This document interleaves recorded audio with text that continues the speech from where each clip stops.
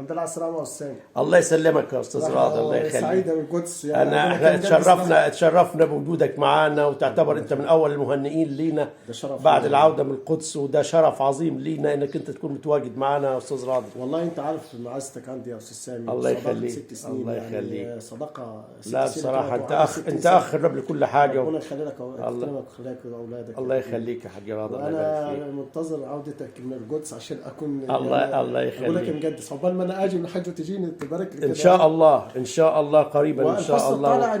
وربنا ينول كل واحد عايز يروح القدس، عايز يروح الحج، ربنا يديله ان شاء الله ويروح، لان الاماكن دي الاماكن لا تعوض بصراحه. طبعا انا برضو سعيد ان حضرتك ما مسكتش في الدنيا زي الناس اللي ماسكه في الدنيا. لا انت انفقت ورحت، يعني استمتعت بروحانيات لفلوس ما تعوضهاش. الحمد لله. الحمد لله. سعيد ان انا اشاركك في اللحظات الحلوه، وسعيد ان اكون معاك في يعني كان عيد القيامه من يومين 3 وعيد الفطر امبارح. ربنا يجعل يعني كل ايام المصريين اعياد، ويعود على مصر بالخير واليمن والبركات. وشكرا على الواجب. الله يخليك يا بداد، اقل ما يجب ده. انت ليك معزه خاصه يا استاذ راضي، انت تعلم ذلك يعني. ربنا يسترها معانا، ووجودك معانا شرف لينا انا سعيد فعلا. الله يخليك. شاعرنا العظيم الجليل اللي دايما مشرفنا في كل الاماكن وفي كل المؤتمرات والتلفزيون المصري وفي كل مكان.